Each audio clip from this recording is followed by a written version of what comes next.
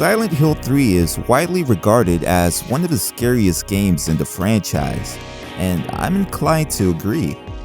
With its deeply disturbing environments, relentless atmosphere, and twisted narrative, it's a true descent into horror.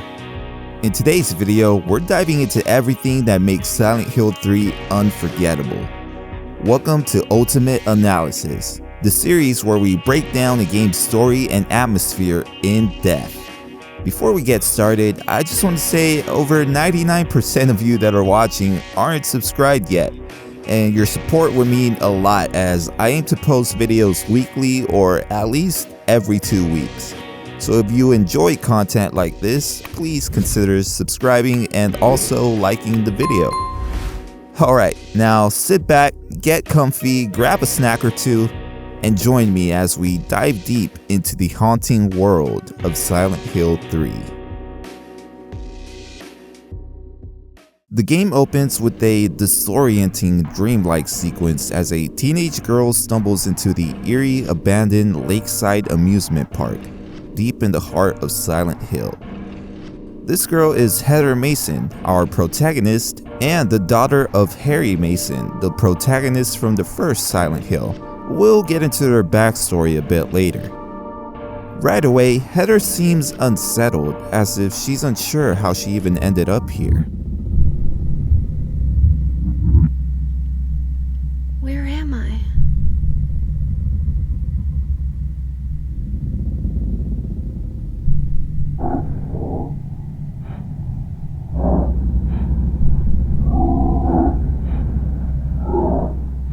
As we begin exploring the park's entrance, one of the first things we come across is a giant, slumped bunny costume on a bench. This is Robbie the Rabbit, now an iconic figure in the Silent Hill universe, and the twisted mascot of this nightmarish park. Heather, ever cautious, remarks that it almost looks like someone could be inside the suit, but she's definitely not interested in finding out. Yeah, I don't blame her. The park is blanketed in a dirty looking fog, and parts of the ground are made up of rusted chain link fencing, a chilling sign that we are in the other world, an alternate dimension that's twisted by the town's dark supernatural powers. It corrupts familiar places and turns them into something more terrifying. But how did we end up here? What led Heather into this nightmare?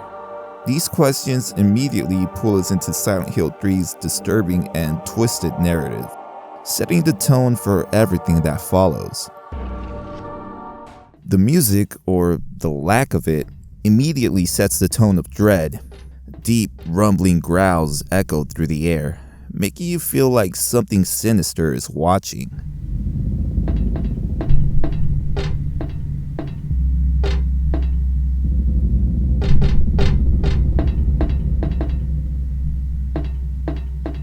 It's not music, but more like an oppressive force that hangs over you.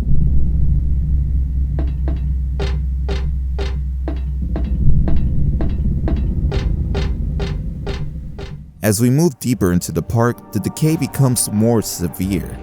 The buildings crumble, the path twists and distorts as if the park itself is succumbing to the otherworld's influence. Strange, nightmarish creatures lurk around every corner, each one more disturbing than the last. The pounding, relentless soundtrack heightens the tension, pushing us into flight mode.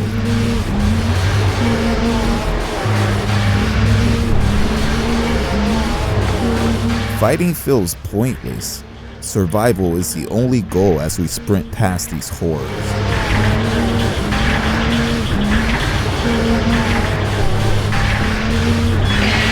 Eventually, we reach some roller coaster tracks, suspended high in the air, surrounded by an endless black void. The silence here is unnerving, broken only by faint, distant noises.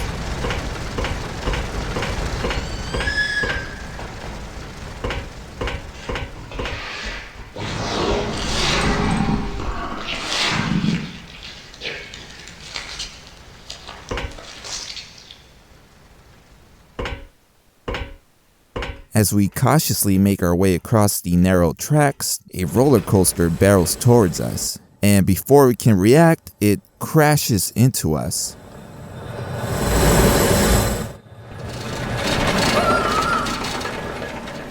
Bringing this terrifying sequence to a crushing end. Heather then wakes up in a quiet burger joint inside a mall, shaking off what seems like a bad dream. Or was it?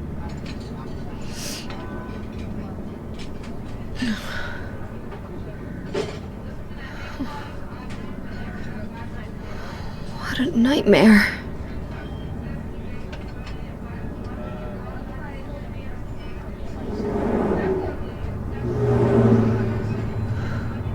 The abrupt shift from the eerie amusement park to this ordinary mall setting feels pretty jarring. As she steps outside, we notice a man following her.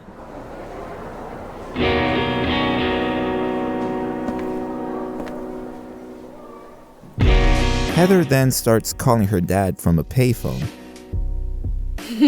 Dad, it's me. Yeah. Sorry I didn't call sooner. Yeah, I guess I was. Anyway, I'm coming home now. Oh, I didn't get that thing you asked me to. Okay. Okay, I will. I love you too, Dad. The man following her finally approaches, introducing himself as Douglas Cartlin, a detective who claims he needs to talk to her about something important, specifically her birth. Well, nice talking to you.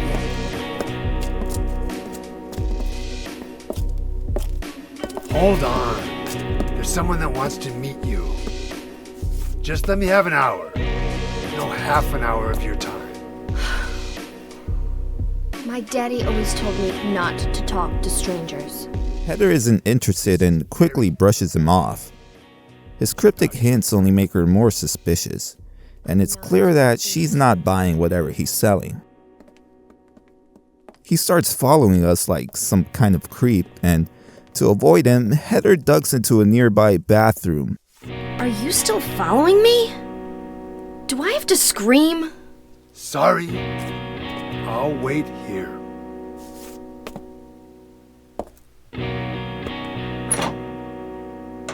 Inside, she spots a strange symbol on the wall. Something that feels familiar but distant. This symbol, as we'll come to learn, is tied to the Order, a religious cult with dark ties to Silent Hill. Heather doesn't know the full story yet, but the sense of foreboding hangs in the air. The music in this part of the game is nothing short of brilliant. The track, End of Small Sanctuary, composed by the talented Akira Yamaoka, perfectly captures Silent Hill's eerie yet emotional atmosphere. There's something hauntingly beautiful about it, like a mix of warmth and sadness that pulls you in. It's very melancholy sounding and evokes feelings of nostalgia. The kind of track you could easily have on repeat.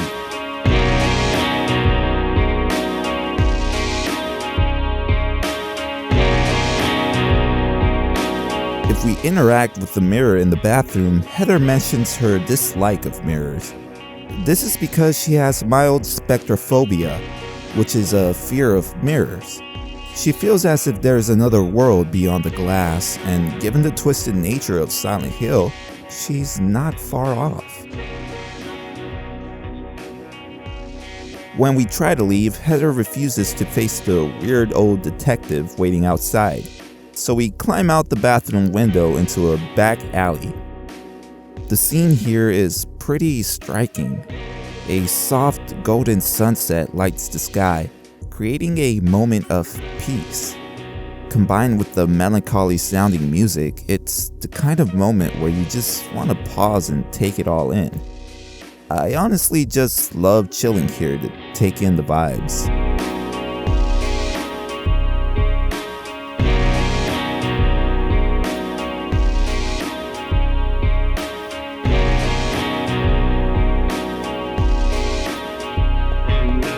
But as soon as we enter a door in the alley, the calm is shattered. The music abruptly cuts and the atmosphere shifts drastically. The once normal mall now looks cold and filthy.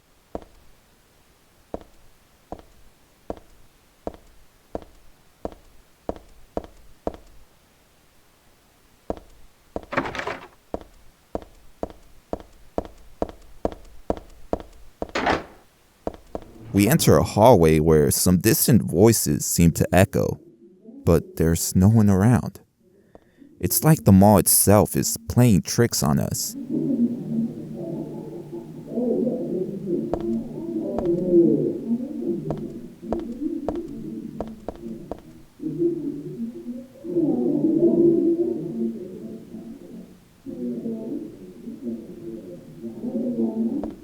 As we step into a clothing store, a gun license guarded on the floor, and Heather picks it up.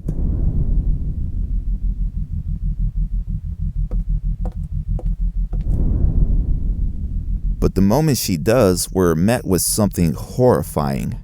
A massive creature called a closer looms over a mutilated body.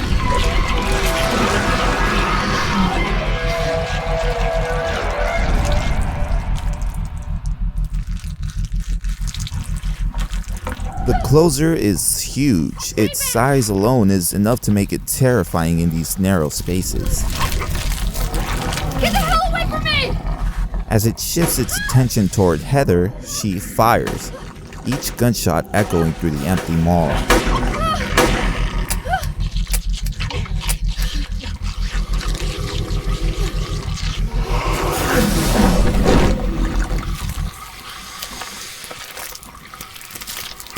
The encounter is brief but intense. What the hell is this thing? Not long after that, we encounter another twisted creature, the numb body. These pale, featureless figures shuffle awkwardly. They look like warped, twisted versions of humans.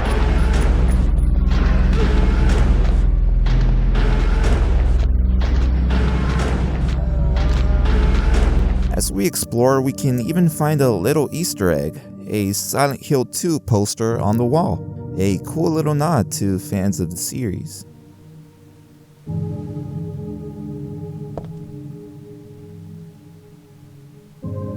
As we explore the mall, we can step into some of its stores, and this is where the game's attention to detail really stands out. Take the bakery, for example. Shelves lined with different kinds of breads, counters fully stocked as if it's still open.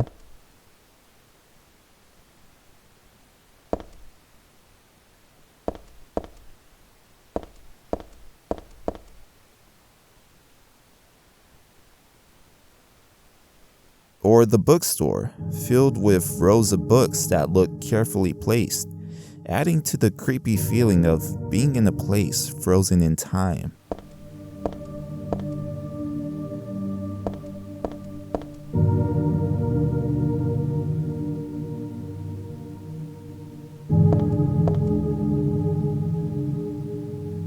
For a game released in 2003, the level of detail is pretty impressive, with an environment that feels almost too real for comfort.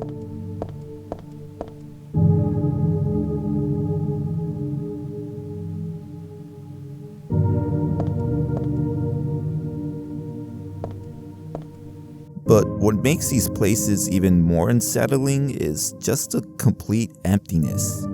There's no one here.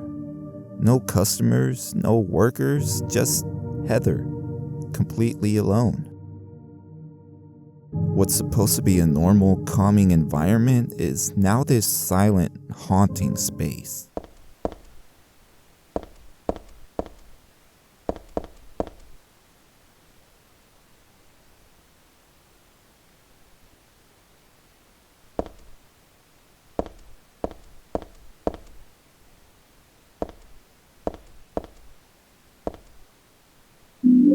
Soon after leaving the bookstore, we run into a mysterious woman in the hallway, and something about her immediately seems off.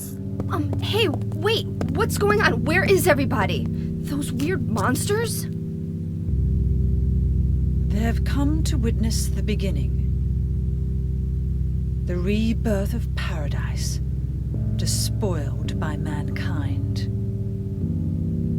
What are you talking about? Don't you know? Your power is needed. How should I know? I am Claudia. So what? I really love Heather's snarky attitude. This woman is Claudia Wolf, the High Priestess of the Order, the religious cult I talked about earlier. Claudia is the driving force behind everything that's been happening to Heather. She's the reason why reality is distorting and why these creatures are showing up. She has a twisted belief that the world is beyond saving and that the only way to cleanse it is to bring about the rebirth of the cult's god, creating a twisted paradise free from humanity's sins. Heather plays a crucial role in this plan. The reasons aren't fully clear just yet, but basically, Heather has God growing inside of her body right now, and Claudia wants to birth God by using Heather. Yeah, I know, pretty crazy, right? We'll talk more about this, so it'll make more sense as the story goes on.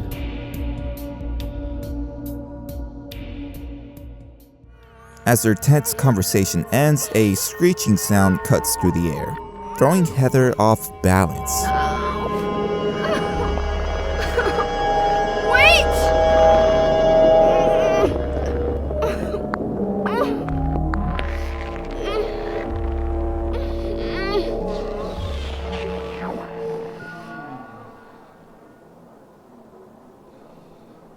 I don't get it. What does she want me to remember? Pushing forward, we head into a nearby elevator, where we find one of Silent Hill's signature items, the radio. It's a key tool that crackles with static to warn us whenever a monster is near, a constant reminder that danger is always lurking.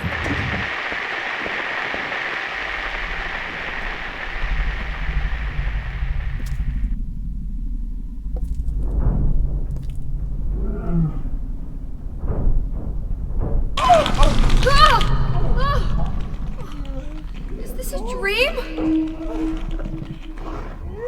It's gotta be. We catch a glimpse of a creature called Valtiel, whose name loosely means attendant of God in French. He doesn't acknowledge us or attack, yet his presence alone adds an unnerving tension. Valtiel, as the attendant of God, watches over Heather, sort of guiding and observing her every move to ensure the eventual birth of their god. As the elevator descends, the atmosphere shifts again, pulling us deeper into the decaying depths of the mall. The walls are rusted and stained like they're rotting away, and the space feels more oppressive, almost like it's closing in on us.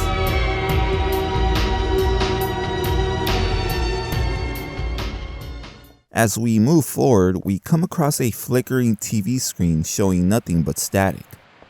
There's something eerie about it, and as we watch, we hear the faint voice of a little girl.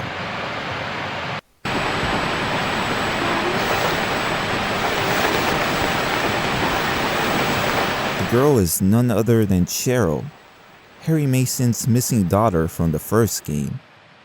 Alright, here's where things start to get a bit complicated, but I'll try my best to explain.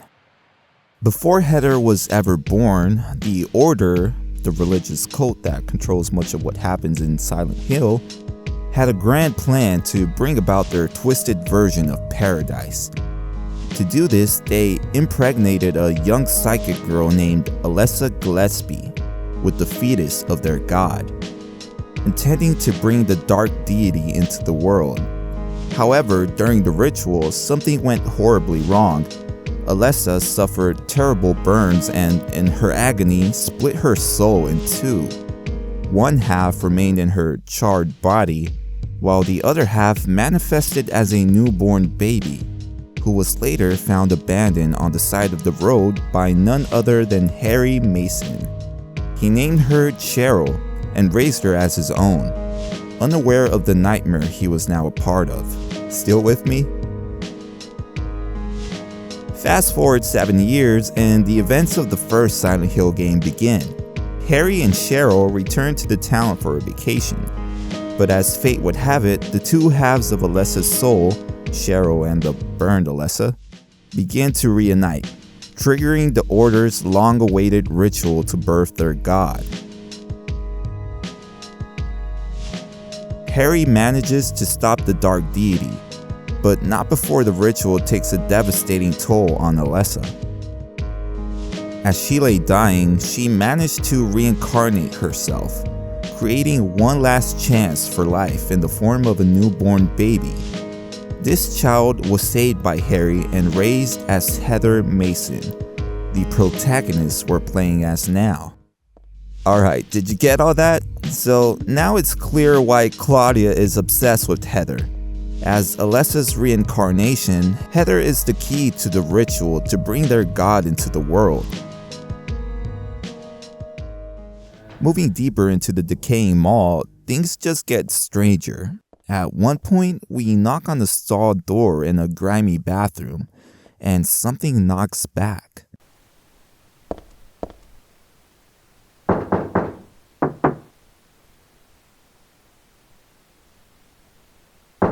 When we turn to leave, the door ominously cracks open on its own.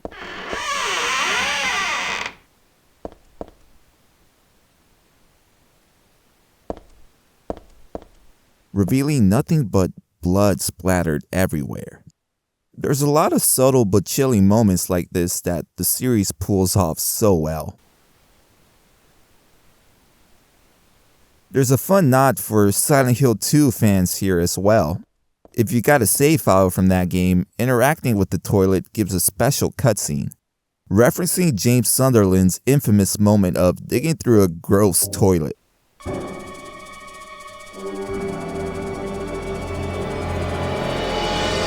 Oh, forget it. This is way too gross.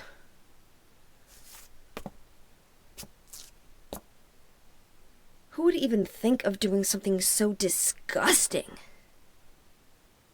It's a small, cheeky little Easter egg. We come across some broken escalators leading into a dark void. Could there be something down there?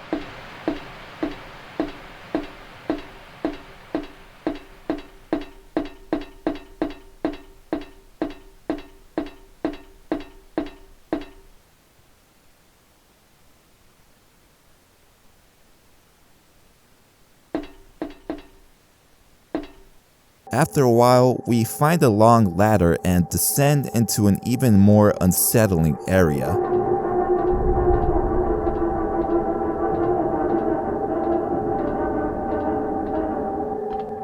Here, we face our first boss, the Split Worm.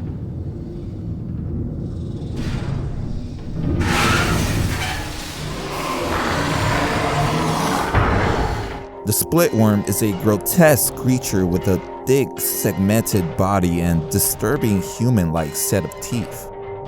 After several well-placed shots, the creature goes down and we can finally move forward. The screen flashes white and suddenly we're back in the normal mall, though it doesn't feel normal at all.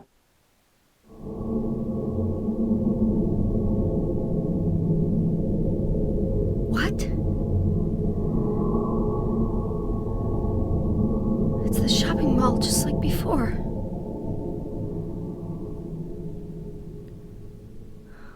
Am I back? Even though we've left the nightmare behind, there's no comfort here. Malls are supposed to be filled with people and full of life, but this one is eerily empty, like it's holding its breath. The silence is unnerving, making us feel totally isolated.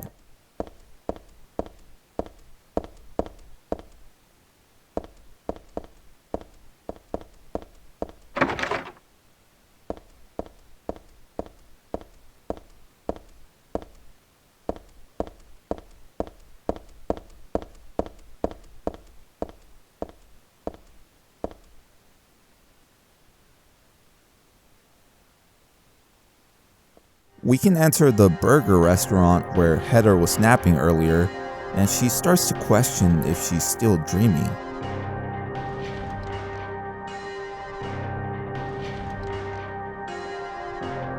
The space is dark and lifeless. No customers, no employees, just a quiet, oppressive atmosphere. The emptiness feels wrong, as if the other world hasn't fully let go.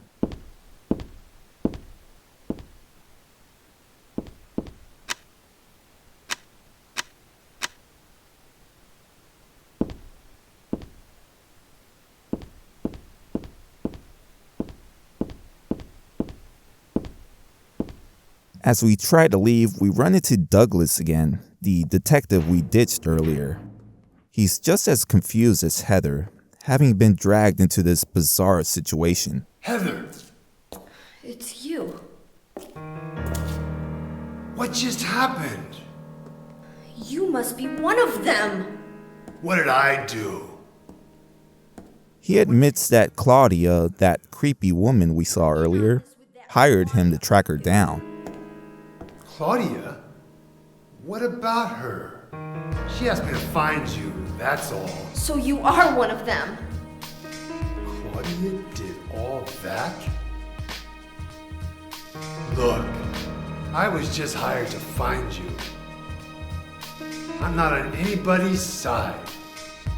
I don't know anything about this. For a moment, Heather looks like she's starting to remember some things about her past. Pieces of her true identity are beginning to surface. If I knew that, I wouldn't be so confused, would I? But I know there's something. Something I've been running from and forgot for a long time.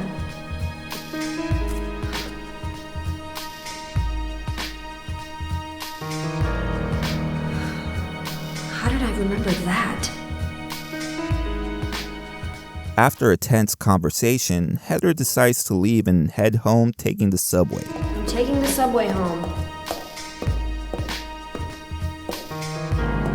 What should I do?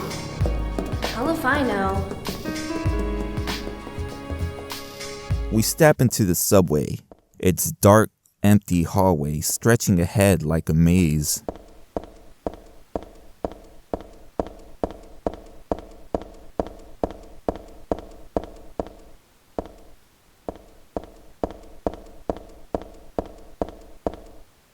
The silence here feels suffocating. There's no one around, just the sound of our footsteps echoing.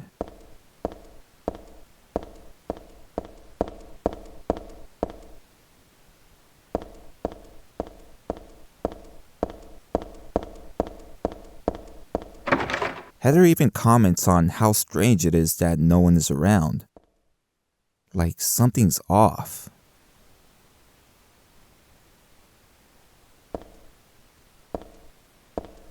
As we explore, we find a discarded newspaper telling a grim story about a fatal accident. A man who fell into the tracks and was killed by an oncoming train. It's creepy enough on its own, but nearby we also find an occult magazine. It talks about restless spirits of those who die suddenly, claiming that sometimes they don't realize they're dead and can possess the living. It leaves us with a warning to avoid high accident areas if we don't want to end up like them. With that eerie thought in mind, we make our way to the platform, the same one where the accident supposedly happened. As we approach, there's a brief cutscene and suddenly we're pushed onto the tracks by some invisible force.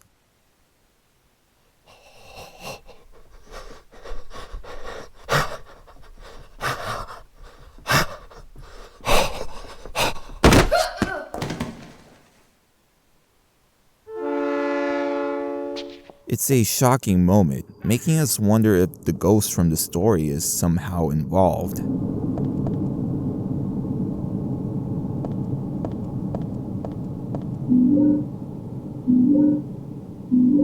This encounter serves as a reminder that even the most ordinary places in Silent Hill are laced with something sinister and otherworldly. After unlocking a gate and heading down some stairs, things feel different. It's darker and the walls and floors look even more run down. Reality is starting to feel warped. We find a train and inside a gift box with a shotgun. A welcome find with all the monsters we've encountered.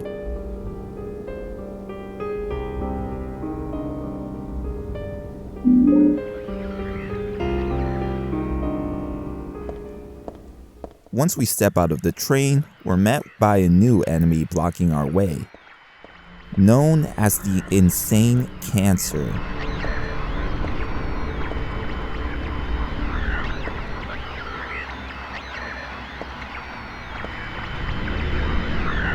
It's a massive, fleshy creature covered in bulging growths, looking like a living tumor. Its grotesque appearance is unsettling, as if it's a walking symbol of unchecked decay.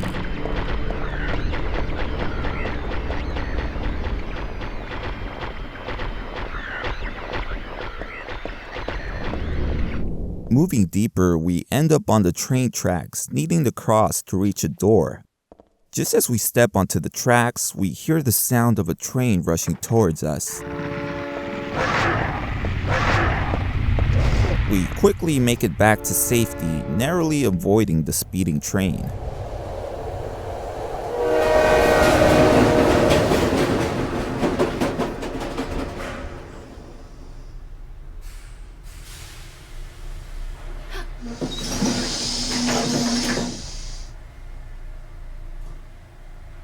We go inside the train, and once inside, the door slams shut. And without warning, it starts moving.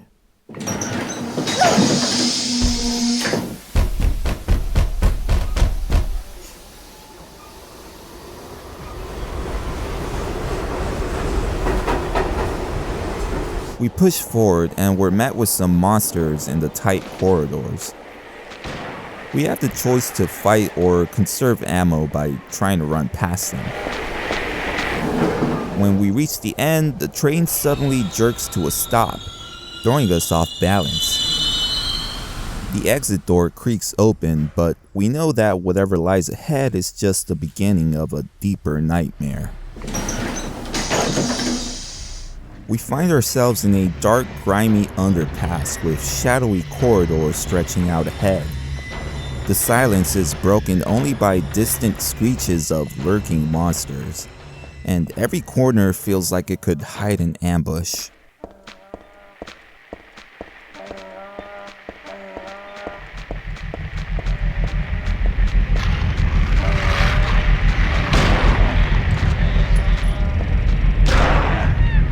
The atmosphere keeps us on edge.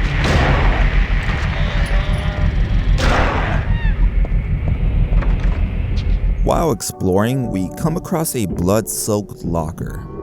Heather hesitates, unsure if she should open it. She decides against it, not wanting to know what's inside.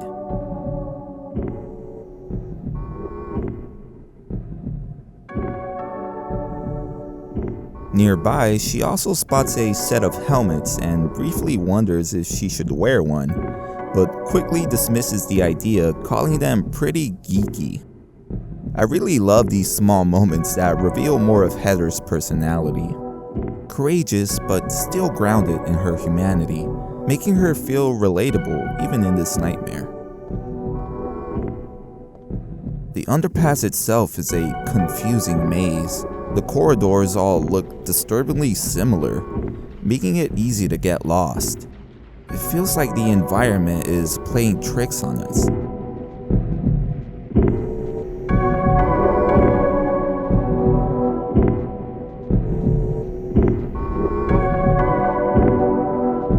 After some searching, we find the items needed to power up a generator. Once it's running, it drains a pool of murky water that was blocking our path, letting us venture further into this claustrophobic world. We descend into the sewers, and while the setting changes, the same feeling of dread stays with us. The air is thick with the stench of decay, and the screeching of monsters echo off the damp walls, reminding us we're not alone.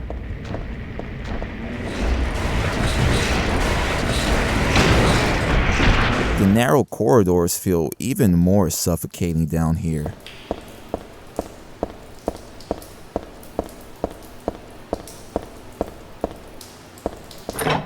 As we move forward, we find a note left behind by someone before us. It warns of a deadly creature lurking in the water, something that's already claimed the lives of 2 men.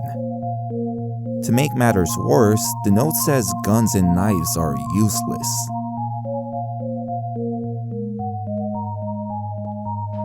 Soon we approach a bridge over murky water, with bloodstains on the floor suggesting this is where the creature dragged its victims. If we try to cross without thinking, we're met with a brutal cutscene of Heather being dragged into the water, giving us a game over.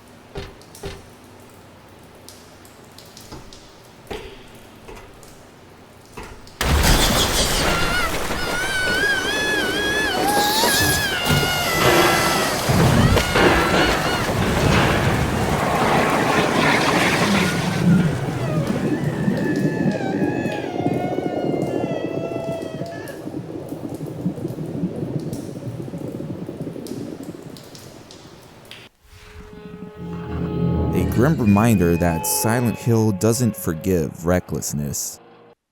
Luckily, we found a hairdryer earlier. Plugging it into a nearby outlet, we toss it into the water, electrifying the pool. Then, the water crackles with electricity, killing the creature and letting us cross safely.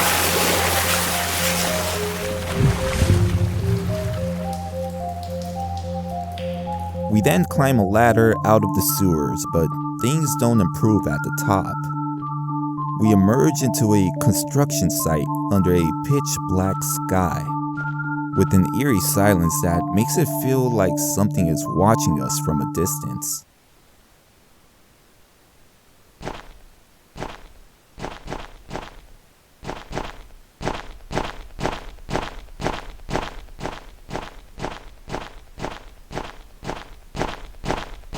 The unfinished apartments nearby are empty and creepy.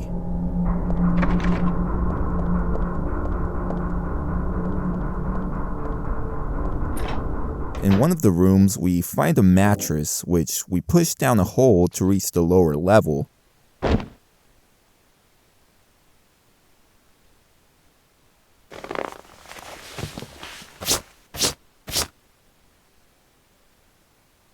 After a while, we end up in an office building where we come across a room full of headless mannequins. Only one of them still has a head, but when we cross to the other side of the room, we can hear a piercing child scream echo through the room. When we return to the mannequin, we find that its head has been cut off, with blood seeping from the mannequin's neck.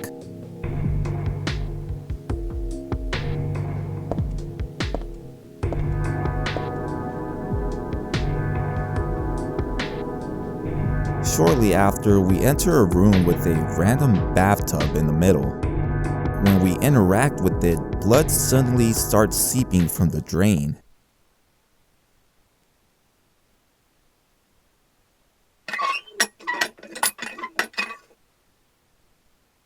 I knew it.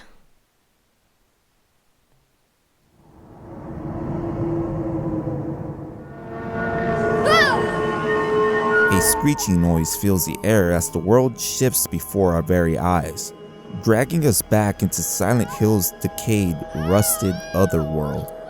Looks like the nightmare continues.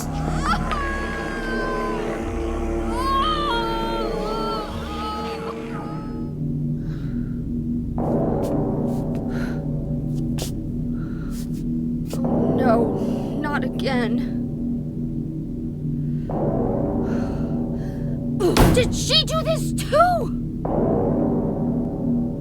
We press on and encounter a disturbing figure mounted on the wall, with the photo of a wide, eerie smile pasted on its face, making it pretty disturbing to look at.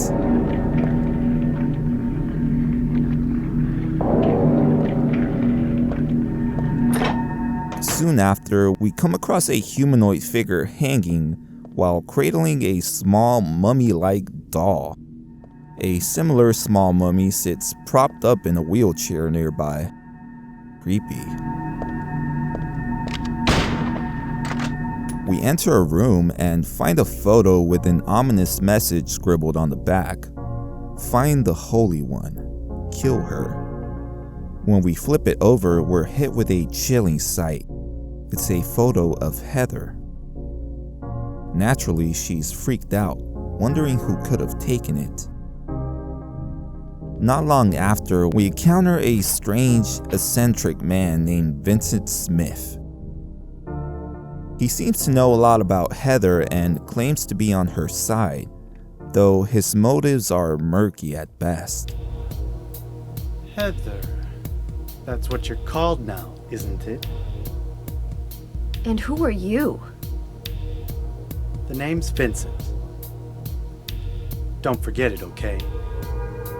I'm on your side. So you say. But how do I know you're not with her? Her? You mean Claudia? Please don't lump me together with her. She was totally brainwashed by that crazy old hag. He clearly harbors resentment towards Claudia, and he even starts mentioning Harry, Heather's father. So Harry didn't tell you anything. I guess he hid the truth to keep you on his side.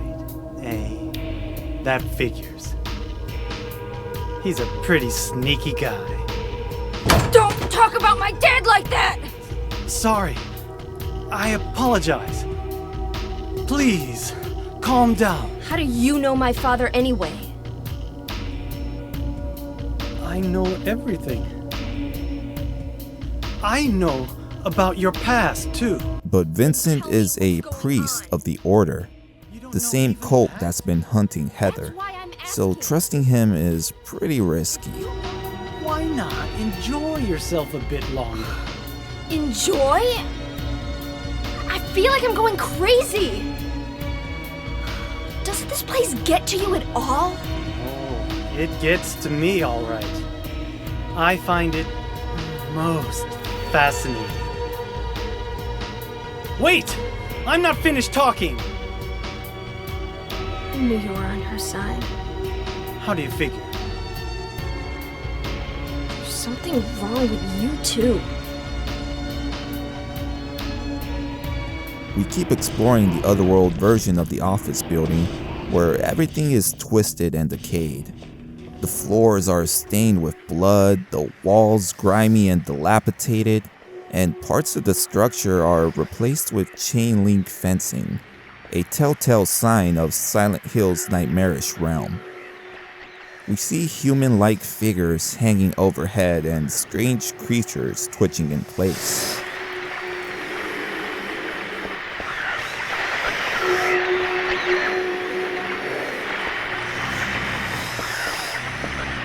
The building is crawling with monsters as the atmosphere grows darker and more twisted the deeper we go.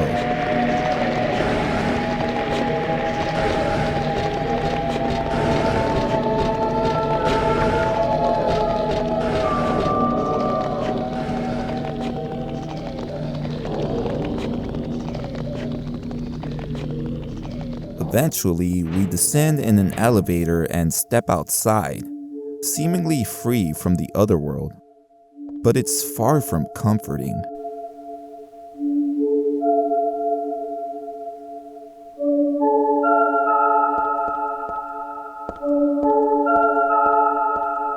The sky is pitch black and the air is eerily still.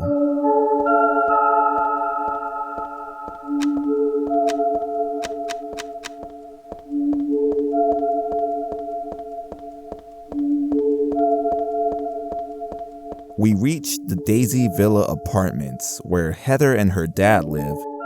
Inside, something feels wrong.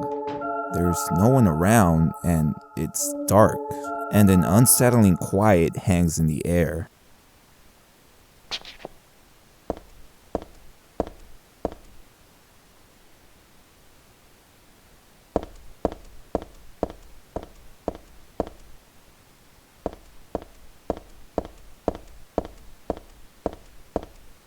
When Heather enters her apartment to catch her breath, things take a devastating turn.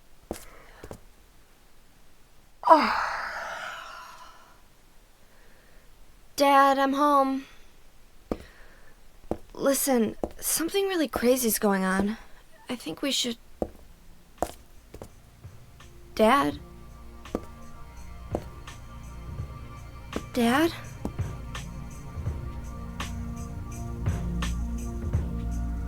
She finds her dad, Harry, dead on the couch.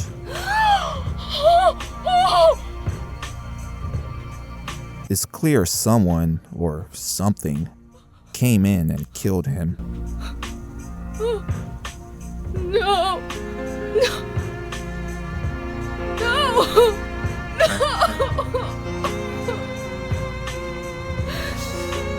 No!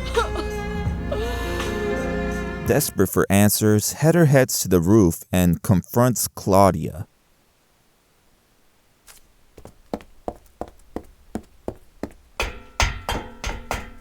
Who coldly reveals that Harry's death is tied to the events that happened 17 years ago in Silent Hill. Why? Why? Revenge for 17 years ago, for one thing. If not for him, our dream would have come true. And then he took you away from us.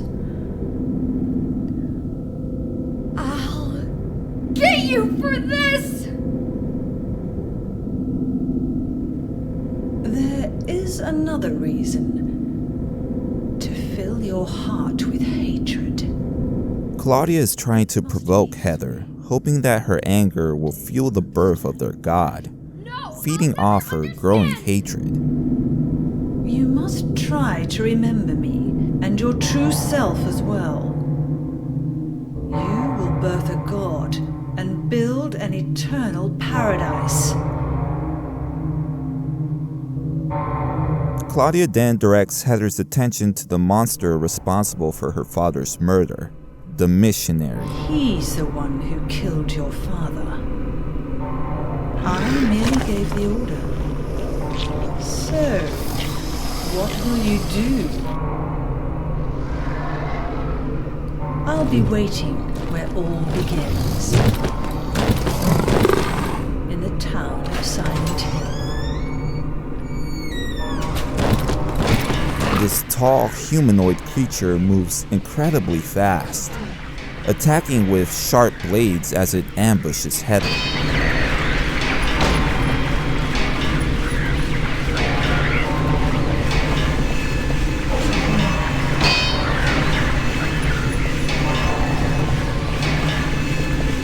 It wears a brown sack over its head and has a noose around its neck, an unsettling combination.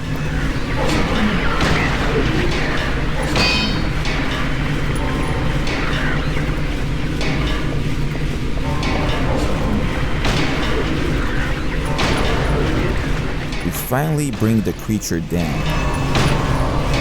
We return to the apartment to find Douglas standing over Harry's lifeless body. Looks like he's been following us all along.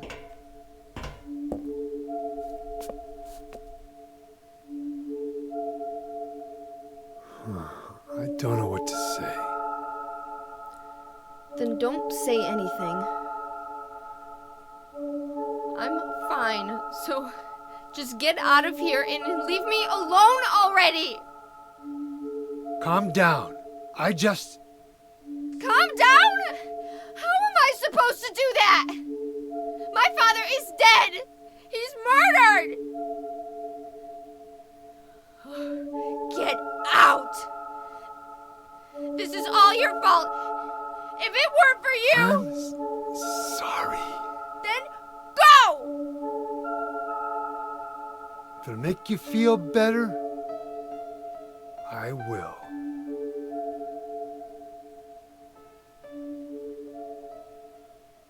Douglas helps Heather lay her father in bed, covering him with blankets since she can't give him a proper burial right now. What else can I do? There's no one here to give him a decent burial.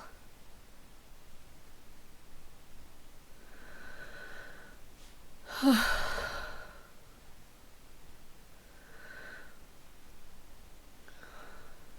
sorry, Dad.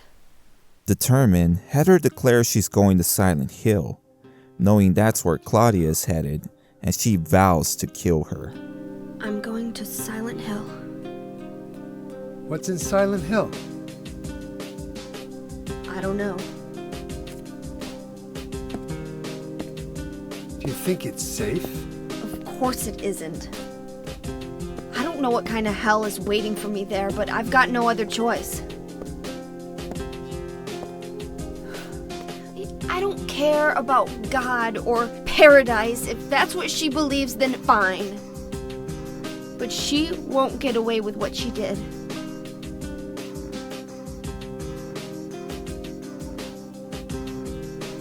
When I find her, I'll kill her myself.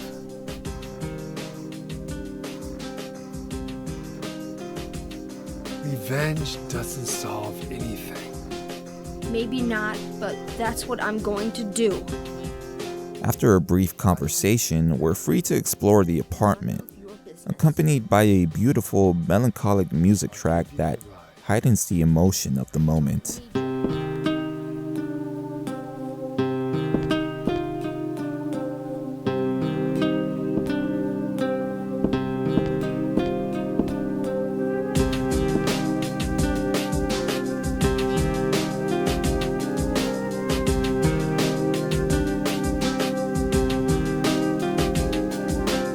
Once we step outside, Douglas is waiting for us.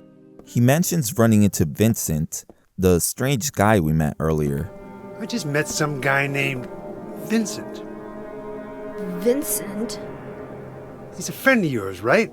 Who told him to find a man named Leonard in Silent Hill. He said when we get to Silent Hill to look for a guy named Leonard. And he gave me this map. What do you want to do? We can't trust him, but we've got no other choice. Douglas also hands Heather a notebook he found on Harry's body, titled, "To My Dear Daughter." Here, take this too. What's this? Your father was holding it.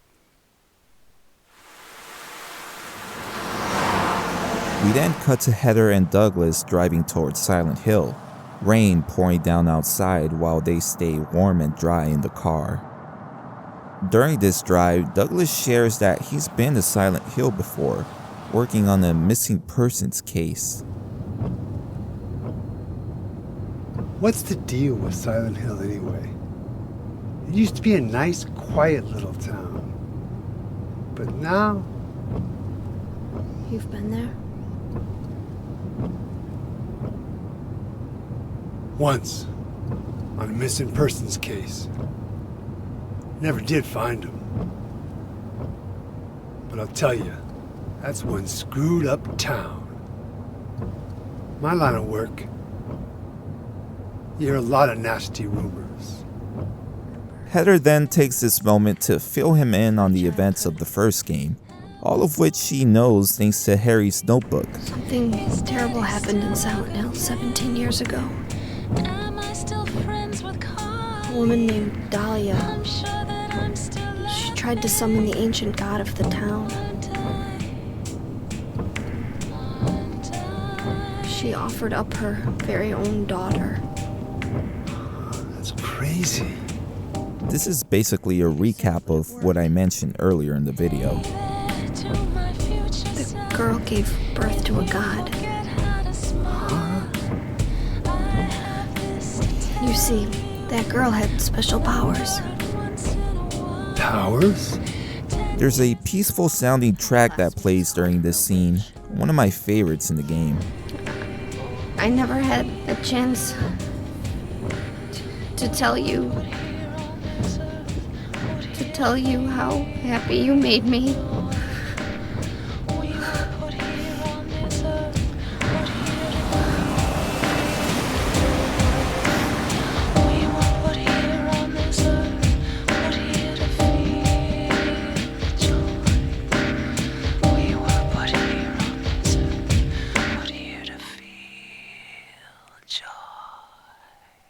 In the next scene, we find ourselves in a hotel in Silent Hill, where Douglas tells us he's going to check Leonard's house while we're tasked with investigating the Got hospital. the map, right? Yeah, You gonna be okay alone? I'm not a child, you know. Are you sure it's not you who's afraid to be alone? As we step outside, we're greeted by Silent Hill's signature dense, foggy atmosphere, setting the stage for what's to come.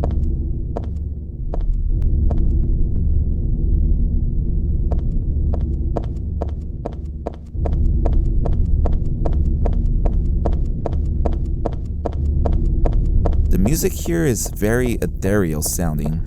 I love it.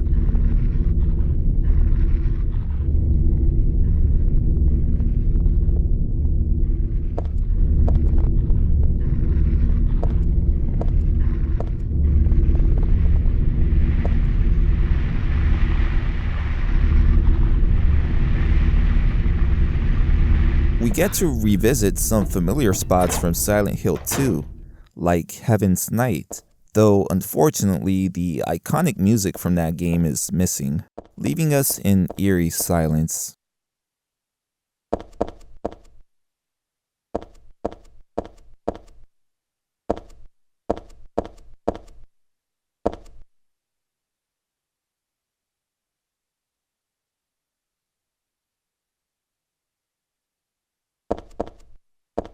From there, we head to Brookhaven Hospital, the very same hospital we explored in Silent Hill 2.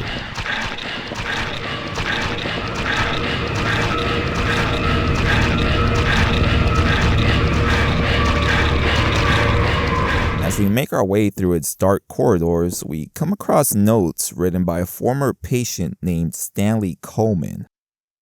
What's disturbing is that Stanley seems to know Heather by name, and his notes are addressed directly to her, as if he's aware of her every move. With each note, we also find a creepy plastic doll that Stanley apparently left for us. Heather, understandably repulsed, quips that she wouldn't touch it with a 10-foot pole. In his notes, Stanley shows an obsessive love for Heather, saying he's been waiting for her, which only adds to the unease. Stanley is either a ghost or some sort of twisted manifestation. He seems to have an uncanny awareness of Heather and is somehow able to move throughout the hospital without ever being seen. This supernatural presence turns what's already a creepy environment into something truly haunting, making us question whether we're ever truly alone in the hospital.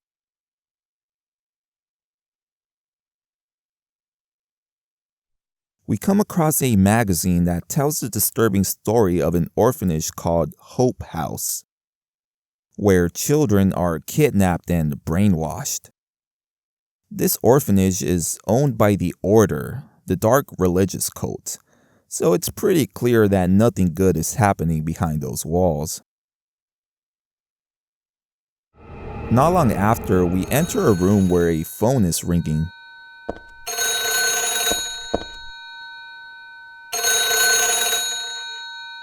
When we pick it up, a man on the other end mistakes us for Claudia.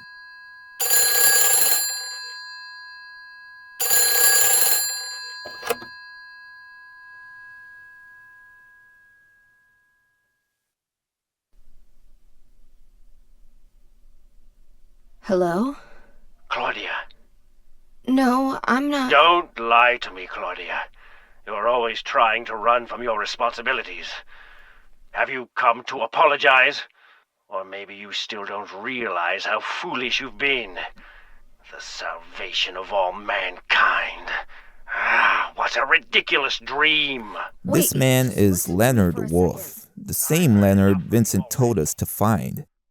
He reveals that Claudia is his daughter. Leonard Wolf. I'm sorry. I thought you were my daughter.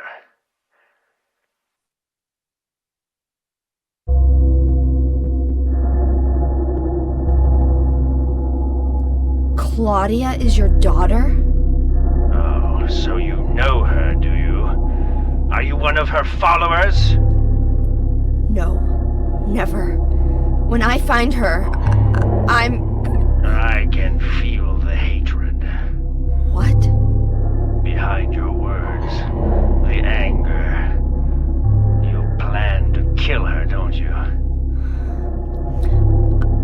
I'm sorry, but She killed my father. He then asks for our help, saying he's trapped and that he can assist us in stopping Claudia with some kind of seal. Heather, will you help me? Help you? I'm locked up in here, and I must stop Claudia. Where are you now? I'm not sure myself, but the door is at the end of the hall on the second floor. I think I can be of help to you. I have a seal. Please. A seal? The call abruptly cuts off, and we're left to continue our search throughout the eerie abandoned hospital. The end of the hall on the second floor. Eventually, we descend into a dark underground maze. As we move forward, some gates slam shut behind us, trapping us.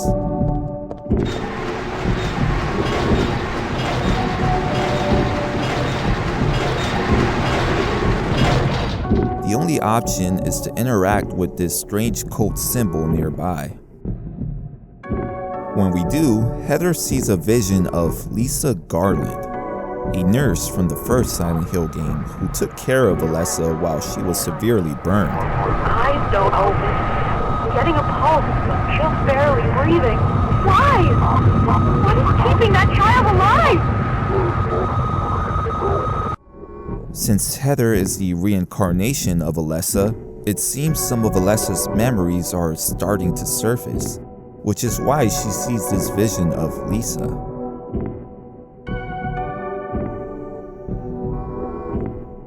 A bit further on, we enter a room filled with an eerie, pulsing sound, almost like a beating heart.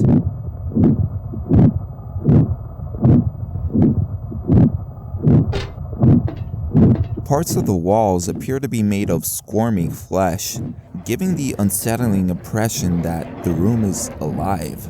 Climbing up a ladder, we can catch a glimpse of Valtiel as well.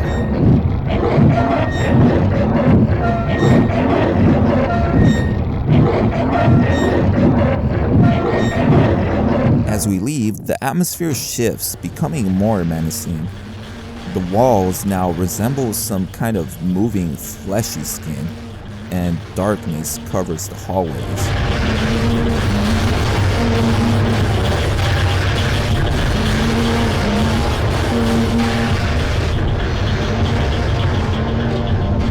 Soon, we find ourselves in a room with a giant mirror, and in the reflection, we notice some strange tendrils crawling along the floor. The tendrils begin to emerge from the mirror as if crossing into our reality. Heather's reflection becomes overrun by them, and the room itself begins to suffocate under their spread.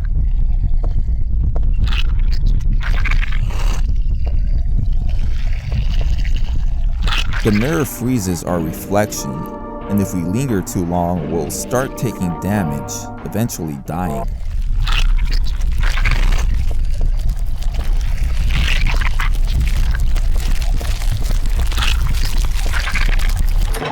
Further along, we answer another ringing phone.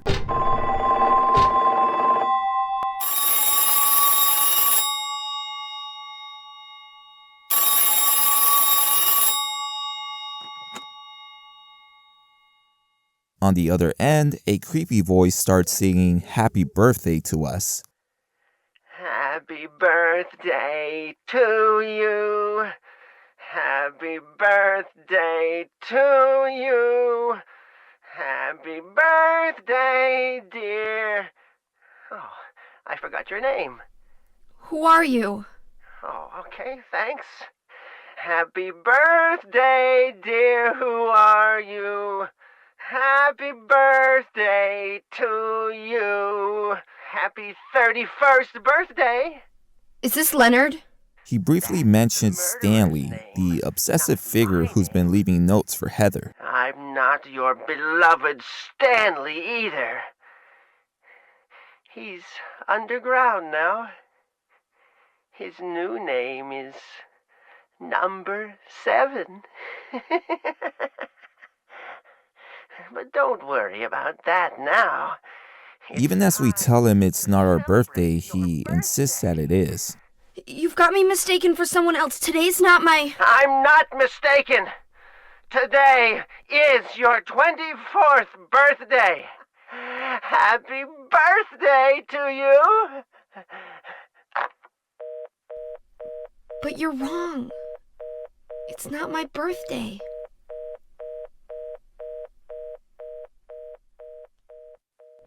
We then come across a room where a human-like figure is trapped inside a locker, twitching unnervingly.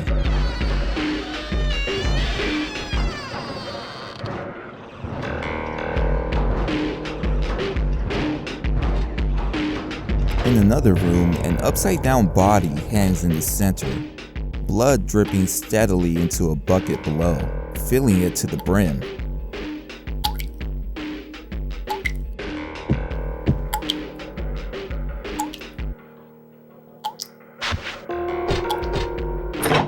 And the atmosphere only grows more disturbing as we reach the hospital basement, where stretchers are labeled with numbers. One of them, marked with the number 7, emits faint sounds of choking when we walk nearby.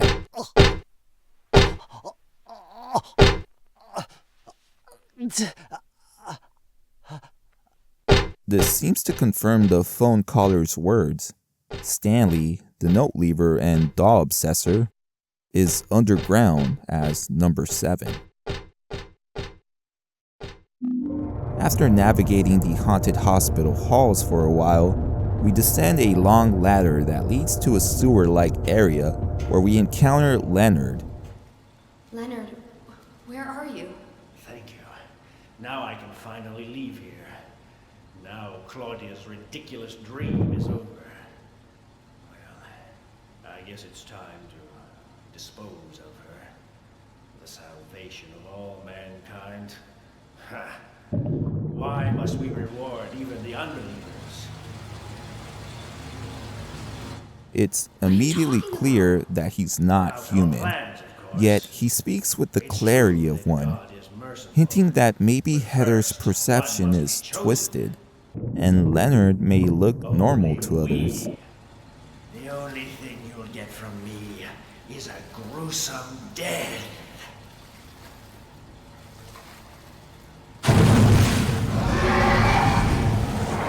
Leonard? Is that you? Death to all who turn their backs on God! Is every person here a mental case? You can just tell that Heather's had enough of this BS. Well, I guess you're not a person anyway.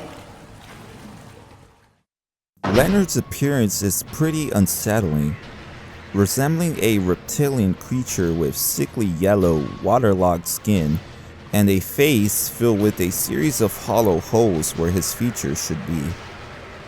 His hands are massive, bone-like blades that he uses to attack.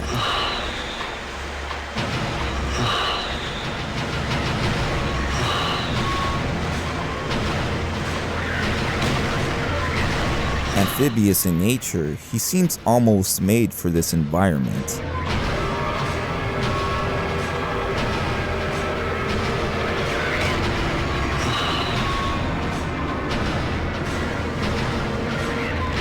The combat is pretty straightforward, so after a few shots, Leonard finally collapses.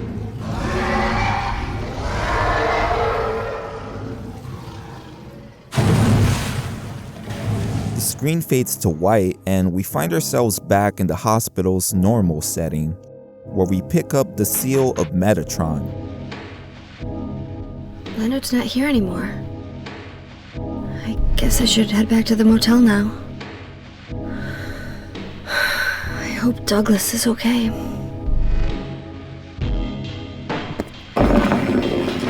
Huh?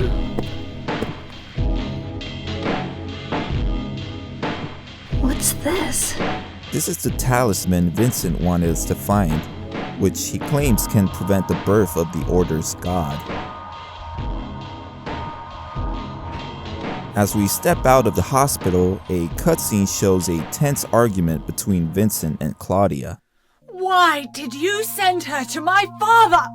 Was that wrong? It's your fault that he... But surely it's a good thing. It means he was one of God's beloved, no? Those who mock God will never receive salvation. You'll go to hell, Vincent. You'll never feel the joy of God's everlasting paradise.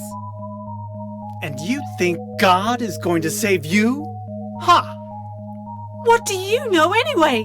Vincent reveals that Leonard would abuse Claudia as a child.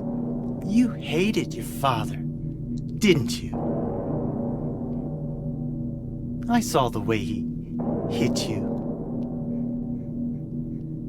kicked you, and made you cry.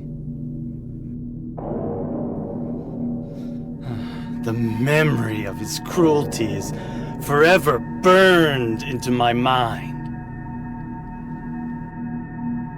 Yes, and that's why we need God. What you call faith is nothing more than a child crying out for love. That's why you're all alone. After this brief exchange, we're back in the fog-covered streets of Silent Hill, now with a nice-looking soft sunset-like glow.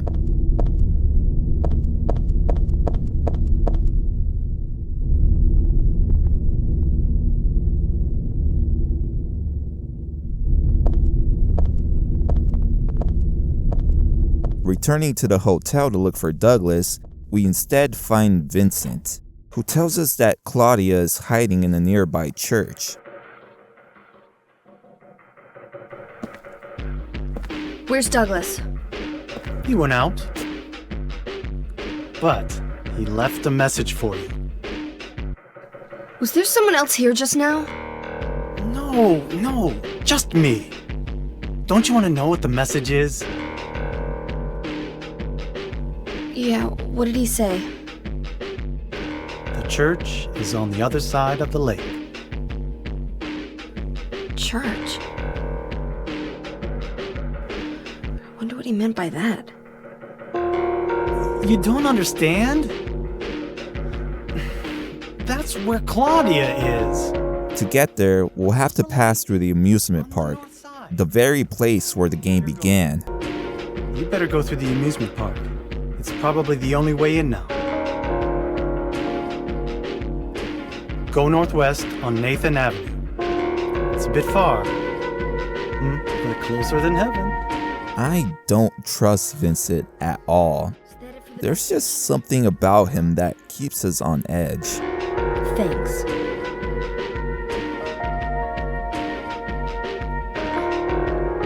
Douglas really said that? What's wrong? You don't trust me? We exit the hotel and head toward the amusement park. As soon as we enter, Heather becomes disoriented, her surroundings blurred by a piercing screech.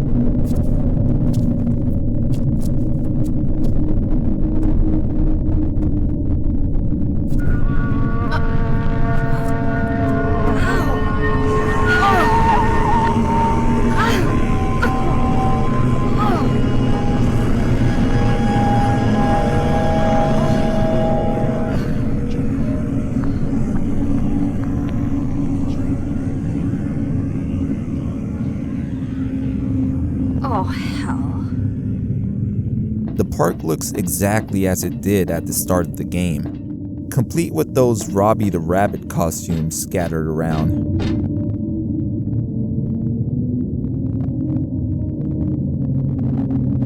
We enter a darkened gift shop filled with these Robbie the Rabbit toys. The faint ambient music keeps us on edge.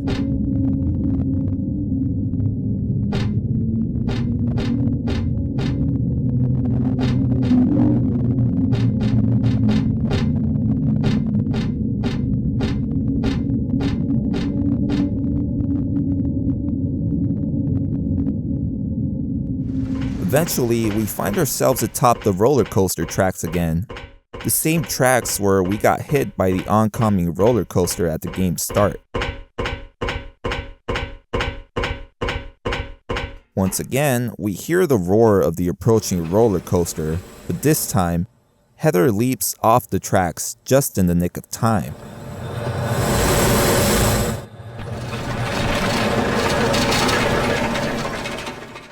A cutscene follows right after, showing Douglas confronting Claudia. What is it now? You lied to me about Heather, lady. I don't like being used. Lie? What lie?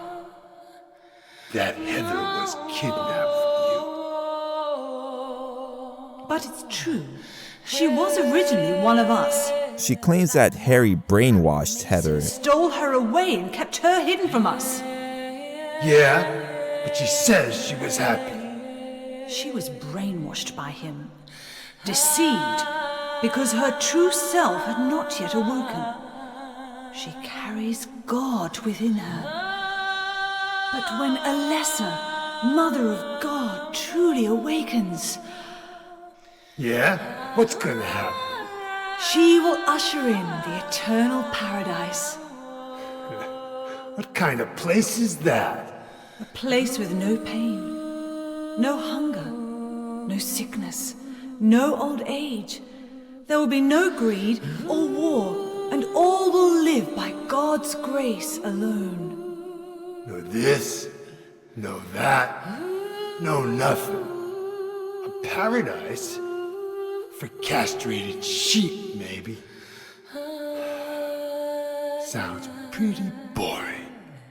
After the scene, we're back with Heather, now safe after her jump. She enters the Borley Haunted Mansion, the amusement park's very own haunted attraction.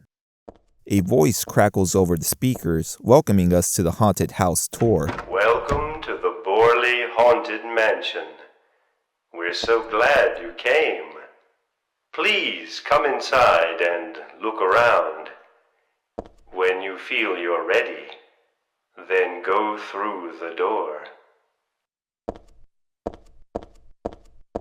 We're guided through rooms with gruesome scenes. One shows a murder scene. Do you hear those voices? A family of 4 was sliced into bloody pieces in this room. Oh, the cries of the children.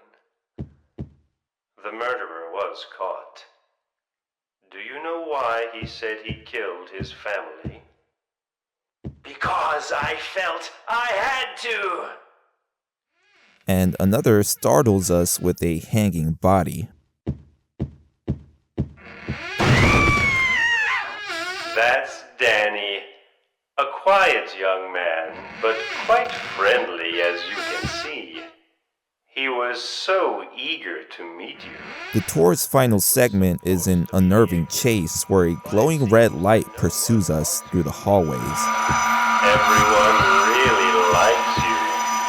They want you to stay with them forever. I have to agree with them. Don't be afraid.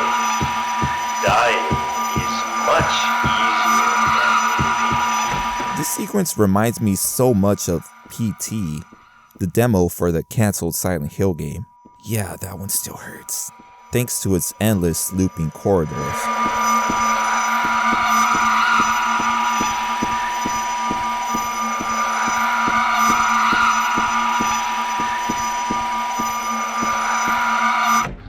After escaping, we find ourselves back in the amusement park where we finally spot Douglas. He's on the ground with an injured leg. Looks like Claudia got him good. I can't move my right leg. I think it's broken.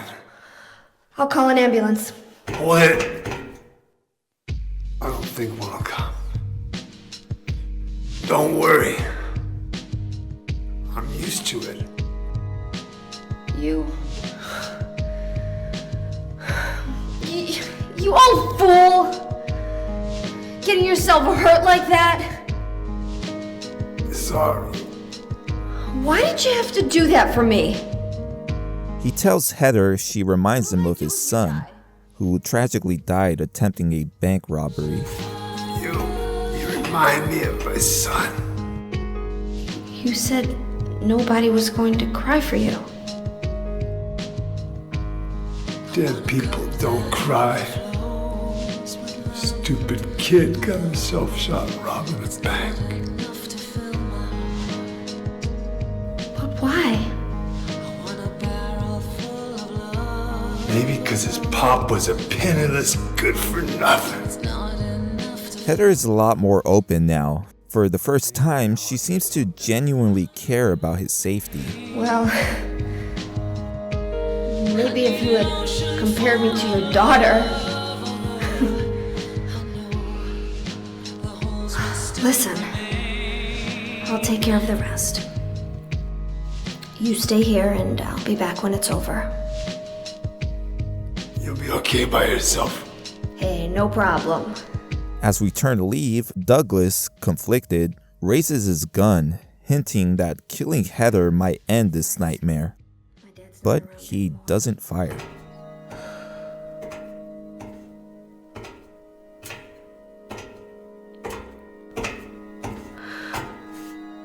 What are you doing?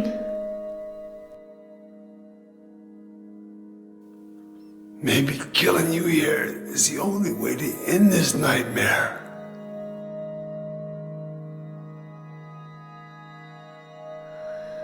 Yeah, you might be right.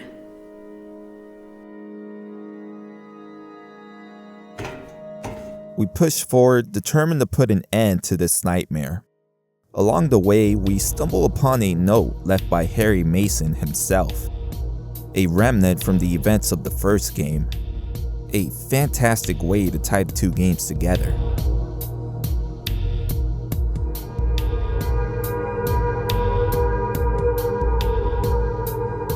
Soon after, we step into a carousel that springs to life unexpectedly.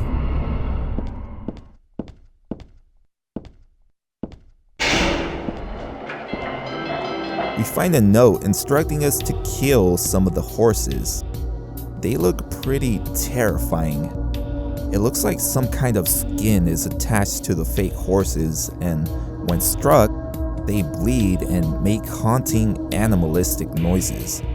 All while some happy carnival music plays in the background.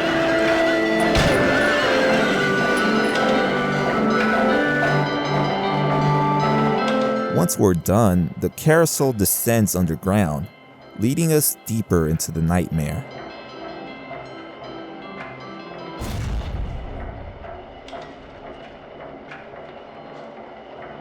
As we move downward, a twisted, nightmarish version of Heather confronts us. She's known as the Memory of Alessa.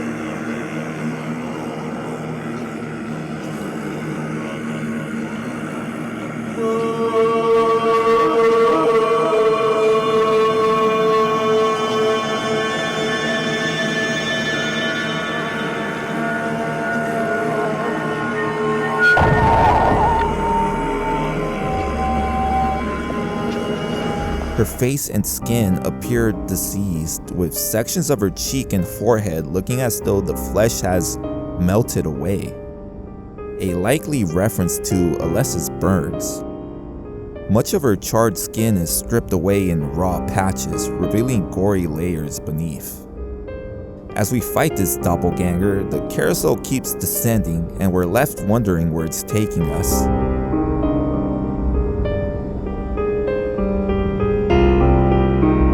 We take the nightmare version of Heather down, and then we reach a long, dimly lit hallway lined with ominous religious scribbles.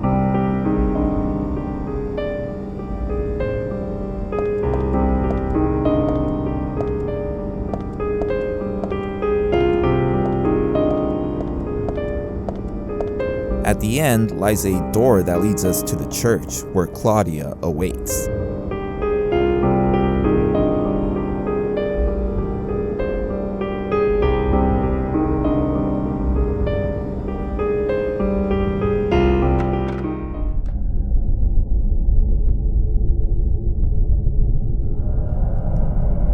How did you get here? It was Vincent, wasn't it? He led you here. When will he cease his meddling? But it's just as well. Luring you here also serves my purposes. Checkmate. Not yet. The time is not yet at hand. During our conversation, Alessa seems to take over, briefly speaking through Heather. Or what I think is really happening is Heather is faking it to trick Claudia. But I am Alessa. My little Claudia, my dear sweet sister. Alessa? Is it you? Oh, how I've missed you. I don't need another world. It's fine the way it is. But you said it yourself. The world must first be cleansed with fire. But that's not what I want now.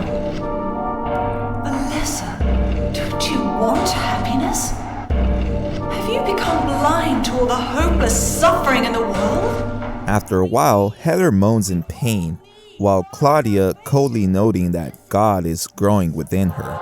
You self-righteous witch! No one asked you to help! It's growing within you. You despise me, don't you? You're damned right I do! That's good. Claudia wants Heather to despise her, knowing this anger will help initiate the birth of their God.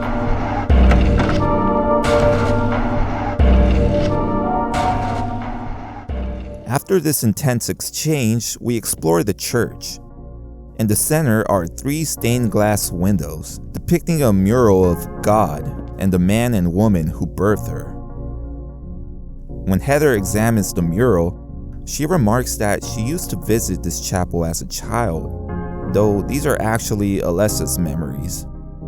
It's clear that she's beginning to recall more of her past life.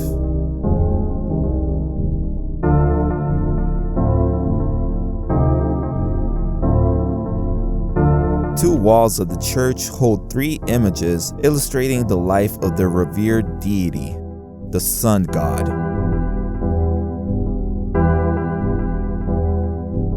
In our exploration, we enter a confessional booth. Inside, Heather overhears a woman pleading for forgiveness, admitting she killed a girl who took her daughter's life. Let me see my child once within your golden gates. Deliver me not to hell, but to purgatory. Allow me to atone for my sins there. I'll stand within the very flames of redemption, no matter how they burn me. Forgive me for my wicked act of revenge. And deliver the soul of my poor murdered daughter. Please, also care for the soul of the girl whose life I have taken. The woman's identity remains a mystery, and Heather can choose whether or not to forgive her. This choice is deeply symbolic, and forgiving the woman contrasts with Heather's ongoing quest for vengeance against Claudia.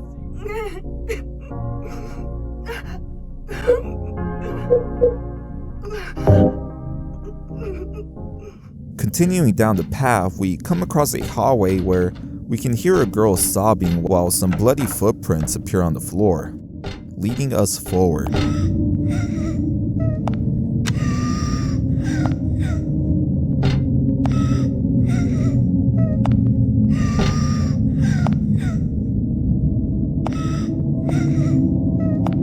church itself has to be the most disgusting looking area in the game. The walls and the floors are completely smeared with grime and blood, with all the monsters we face throughout the game lurking in its dark corridors.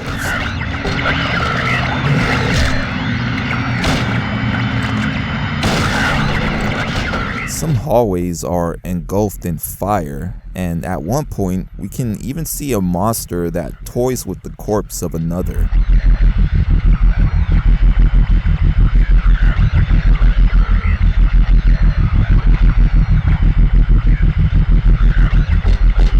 There's even a moment where it looks like the walls are being devoured by flames.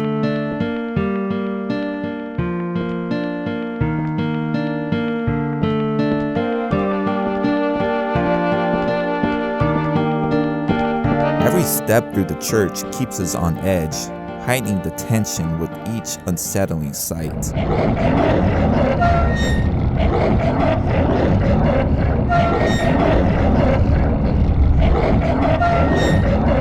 Eventually, we arrive at a library where Vincent walks in on us. Hiya, Heather.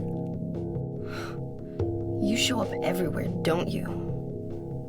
You make me sound like some kind of unwanted pest. Well, who are you anyway? Haven't you realized that yet? Yeah, you're on Claudia's side. I told you not to put me in the same category as that mad woman. Well, you're pretty loony yourself. He then starts to taunt Heather, accusing her of enjoying the violence, then delivers the game's most chilling line. Don't stand there looking so smug. You're the worst person in this room. You come here and enjoy spilling their blood and listening to them cry out. You feel excited when you step on them and snuff out their lives. Are you talking about the monsters? Monsters? They look like monsters to you? This moment hints that Heather might not have been fighting monsters, but possibly real people, perhaps members of the cult. He then asks if we have the seal of Metatron, convinced it will help. Did you get the seal of Metatron? What's that? You don't have it? Leonard was carrying it! You mean this thing? Yes, that's it. As long as we have that, we're fine. Pressing on, we step into a room eerily resembling Harry's bedroom, down to the books on the shelf. We find a diary on his bed where he tries to grapple with the realization that Heather is Alessa's reincarnation.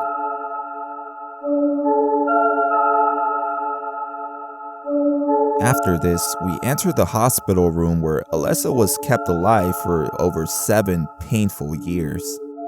Being in here brings back haunting memories of her suffering.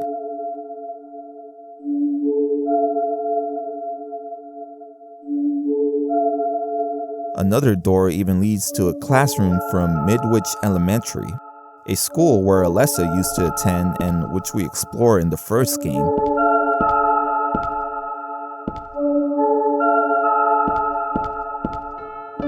In the room, we find a note from Alessa's teacher where he suspects that her mother might be abusing her, as Alessa often arrived with unexplained bruises and scrapes.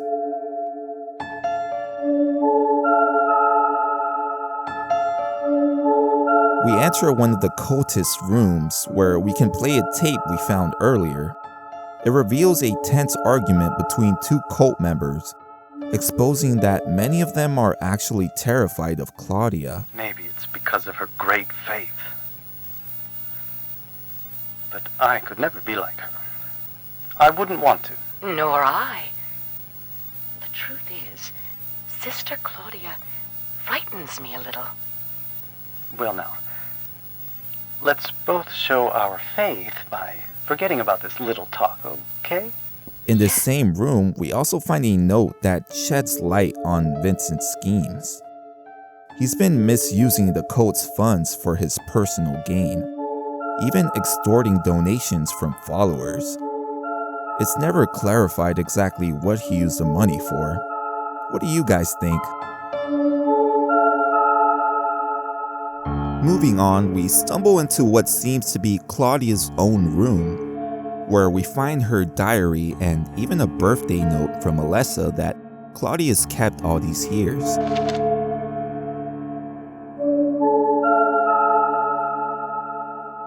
Eventually, we use a set of tarot cards we've gathered throughout the church to unlock a door that opens to a path leading directly to Claudia.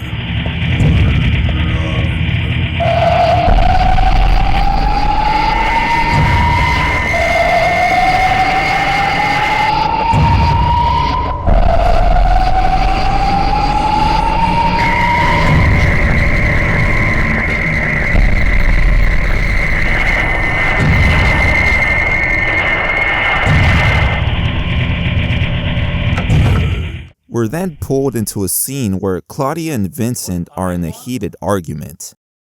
And I have to admit, Vincent's kind of speaking facts here. I still think he's a creep though. I fear her, and I adore her, but I haven't lost my mind like you. You think that this is the work of God?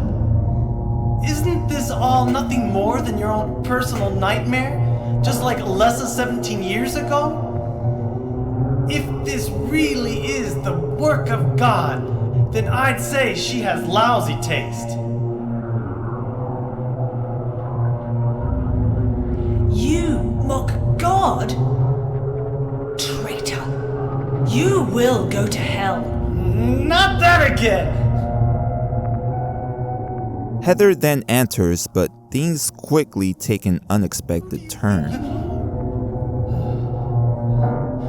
Well, the guest of honor has arrived. Let's get this party started. Heather, go ahead and kill this crazy bitch. This demon who claims to speak for God. The time has come. You can kill her now. You'll go to hell!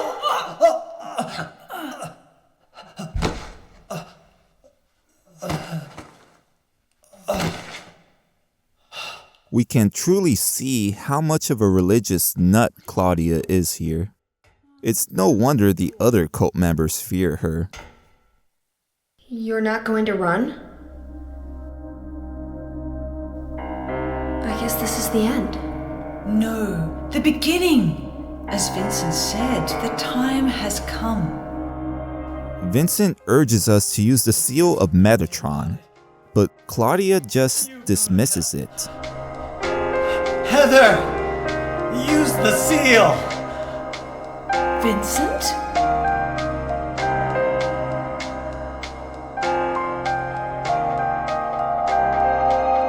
The seal of Metatron? Now your stupid dream is over! Oh, that's just a piece of junk.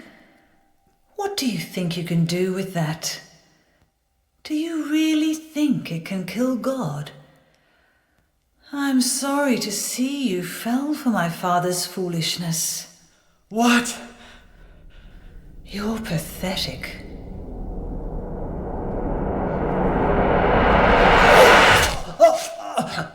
Well, so much for that plan.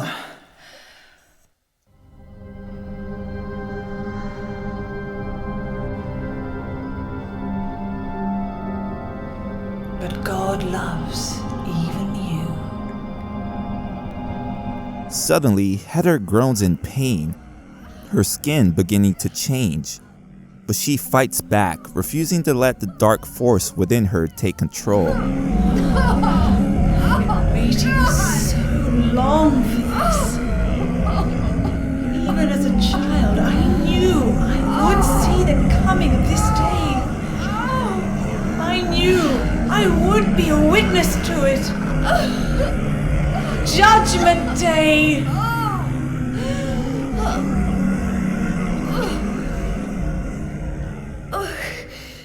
Alessa?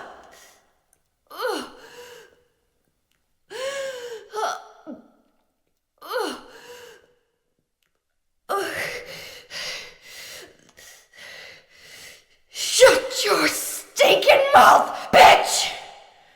It's here that we use an item we've had since the beginning of the game. A pendant that Harry gave Heather on her birthday. Inside the pendant is a red capsule filled with aglaophotis, a red liquid that can dispel demonic forces and offer supernatural protection. Harry gave it to Heather knowing she might need it someday. Heather swallows the capsule in an effort to stop the god's birth, forcing the fetus out of her body.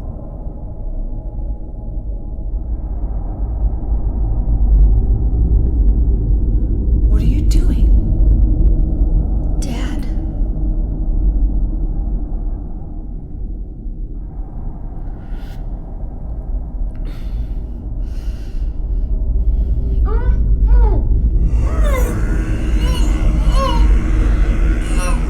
She is nearly here.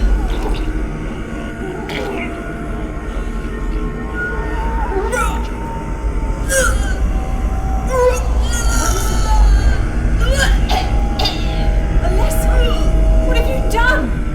What did you swallow?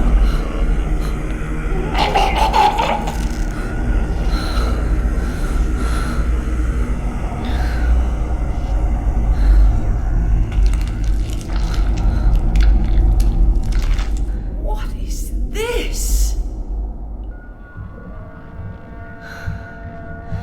But before she can destroy it, Claudia does something truly horrifying. Looks like God didn't make it. Stop! God is... Claudia!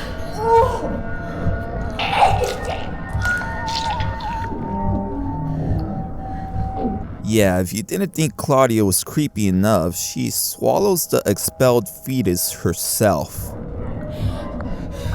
Alessa, you cannot kill God. I will birth God. If you can't do it, Alessa, I will.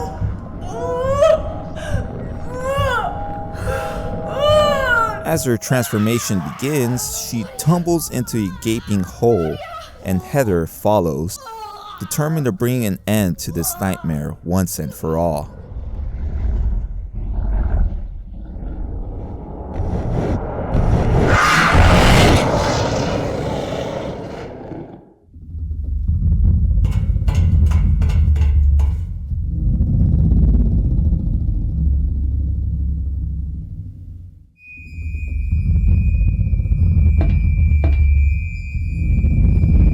After jumping down, we find only Claudia's clothes.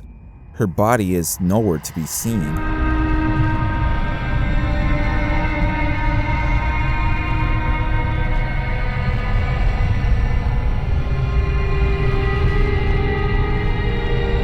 Can't be dead! I was gonna kill you! It's here that we finally come face to face with God. This is God? This monstrous creature looms before us, a half-skeletal figure with a cracked porcelain doll-like face that resembles Alessa Gillespie. Due to the rushed, unnatural birth and fueled by Heather's hatred and anger, this god is twisted and deformed.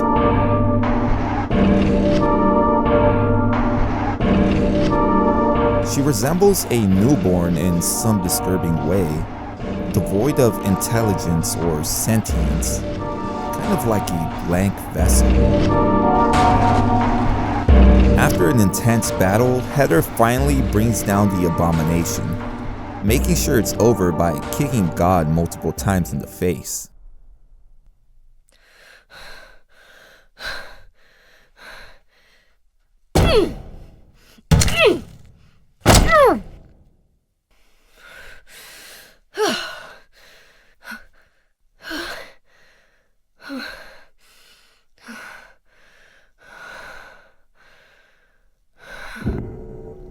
Then, the weight of the journey hits Heather all of a sudden. Lamenting her father's death, she breaks down in tears. I guess it's time to roll the credits.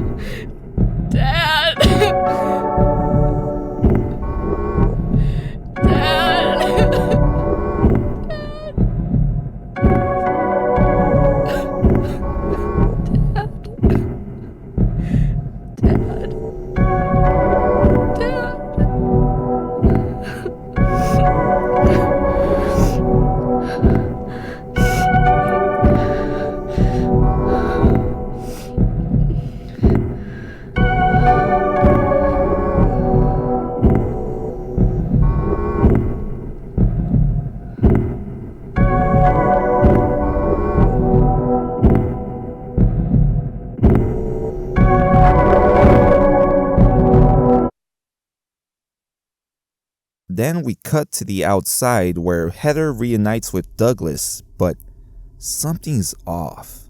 She seems to be possessed.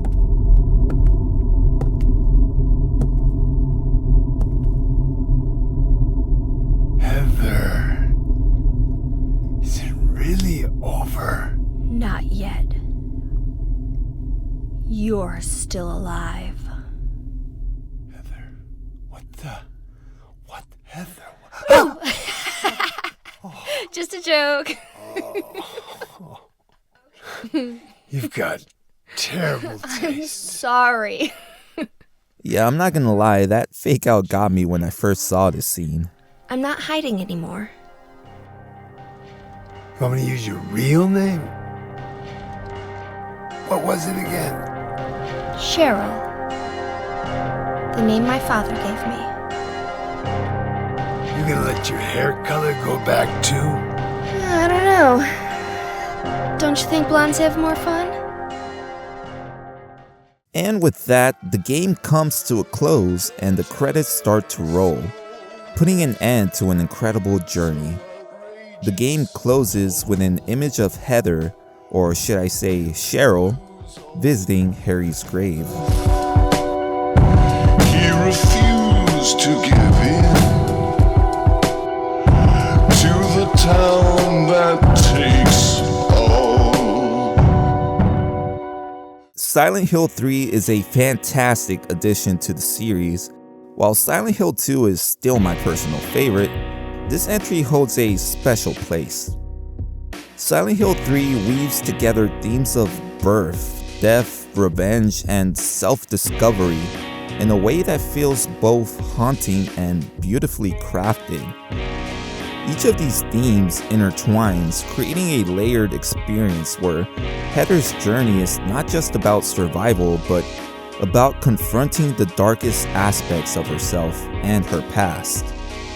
The game's storytelling pulls these themes into focus, building a narrative that is emotionally resonant as it is terrifying. It's pretty wild to think the series was meant to end here, but as we all know, Silent Hill's story was far from over. If you made it this far, thank you so much for watching. I really appreciate your time. If you enjoyed this deep dive and would like to see more, please consider subscribing and leaving a like. And also drop any game suggestions in the comments. I'd love to hear what you'd like me to cover next. Thanks again, and I'll catch you all in the next video. Bye!